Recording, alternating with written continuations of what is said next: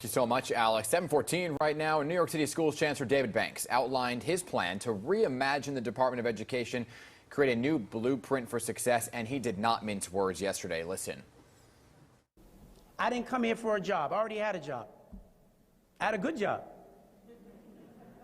I loved the work that I was doing at the Eagle Academy. It was transformative work. You will not transform this system from the top down. It will only be transformed by the bottom up, and that's by talking to our parents, our students themselves, our teachers, our principals. They have all of the answers.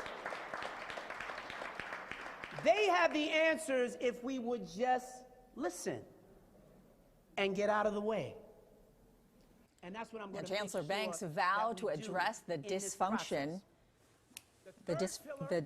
with the DOE and streamline systems, so teachers and students have better outcomes. Now, Chancellor Banks joins us live this morning to share more details on this vision. And Chancellor, you experienced what we normally experience, just like right now, some teleprompter issues, but you spoke from the heart. So thanks so much for joining us this morning.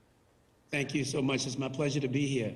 So let's get down to business here. You're looking to create a new normal for schools, but there's so many issues that require immediate attention right now. Now, you mentioned 120,000 have left the New York City public school system. Many of them moved out of New York. So what's your plan to get them to come back? Yeah, it's a major issue. It's a pressing issue for us. So many of our parents and families across New York City are voting with their feet, and they've seen what we've been doing here at the New York City Public Schools, and they've decided that they want other options. And it's certainly my job now that I'm here as serving as chancellor to give them a real reason for wanting to return to our schools, and for all of our parents who are already with us, to give them a greater reason, to have a deeper level of trust in staying with us. And one of the fundamental things that we have to do is to teach all of our students how to read no later than the third grade. You would think that that would be a given, right, for an organization that's the Department of Education. If nothing else, everyone is going to learn to read. That's not the case. And so it's profound in its simplicity, but it's one that I'm going to be very, very focused on. You know, kind of bright starts. Right. But at the other end is what I'm calling bold futures, creating career pathways. I want every student to graduate with a diploma and a plan, a career plan for when they leave our schools. Far too many of our young people are going to school every day with no real sense of purpose of where it's supposed to lead at the end. And I want to ensure that we change that. We're going to engage with the business community, nonprofits across the city to make a real difference. Yeah, and I don't mean to be flippant here, but it sounds like you want to educate in the education system, right? I mean, what a concept here. The Department of Education, though, Chancellor, has a $38 billion annual budget, despite all of the money, right? You just alluded to it. 65% of black and brown students continue to underperform math and science, and then there's the reading, like you just mentioned. So I guess it's a loaded question.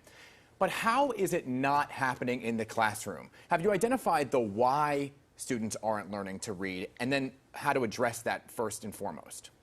It's a lack of real vision and leadership that creates real alignment towards success.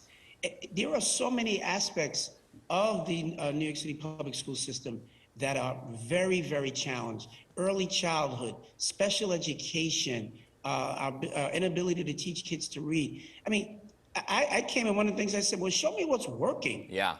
Right? Because what I have found that is working and will be one of the answers toward how we change the system is we have schools and school leaders and teachers all across the city who are doing amazing work. We focus on the dysfunction at the top, but if we create a level of innovation from our schools and let that be instructive for all of our other schools and districts around the city, I believe that that is a key to how we will change the system. I'm on my way to a school in Staten Island today. There are amazing schools that no one knows about, and that's what I want to lift up and celebrate. Yeah, I mean, education advocates, they just want the answers. They want the details on the curriculum. Here's what they have to say, and then we want to talk to you about what your reaction to what they had to say.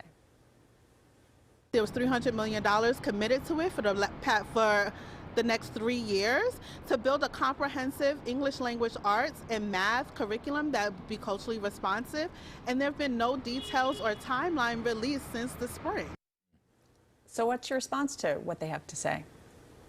Listen, I'm just getting here myself, right? I've only been here for 2 months. I've been trying to deal with a lot of issues around, first of all, keeping our schools safe and keeping them open. I think we've been very successful in doing that. We had close to 90% attendance just yesterday. And so that was my first major focus. But now I'm really trying to get into the weeds around all these issues and really releasing much more detailed plans. Yesterday was really about laying out the bold vision for where we're going. And now we're going to engage with community members all around the city to really lay out the policies. Yeah, and a lot of what you said yesterday, too, was cutting through that bureaucracy and really trying to streamline and relocate some of that manpower, but talking about communication at the same time, right? And so we had the governor on earlier this week talking about the mask mandate being lifted in schools statewide. So what's the communication with the governor's office and the mayor's office right now as we near the end of the week, right? And the numbers are the numbers. They're low.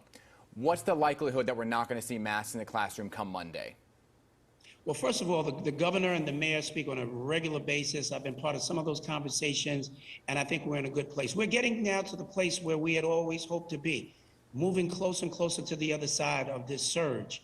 And the numbers in our schools are just really tremendous.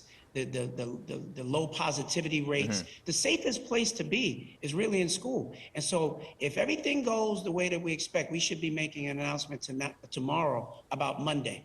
And the full expectation is that parents will then have the option to have their children remove their mask. It's not a mandate to take your mask off, but that will be up to parents and their own children to decide. But I fully expect that by Monday, all of the children across New York City will be able to take them off if they so choose. So if you were a betting man, Monday would be the day. It would be a good day. Yeah, let me ask you this, though. The mayor's signal dropping Key to NYC program. What does that mean, then, for the vaccine requirements for teachers? Will they still be required to be vaxxed for new hires? And what happens to those who actually lost their jobs? Well, listen, it's one step at a time. I think right now we're talking about the mask mandate. That doesn't change anything as it relates to the vaccine. Part of the reason why we've gotten to where we are has been because of the vaccine mandate. And that is going a long way toward keeping us all safe. Listen, my message to everyone still at this time is to get yourselves vaccinated. That's the best protection that we really have. And then you layer on top of that with the mask. So we feel really good about our ability to remove the mask at this point, but the vaccination status still remains intact. Understood. And that might last until the end of the year, you think? Yeah, well, again, that's where, we continue to say we're guided by the science and what the data will tell us.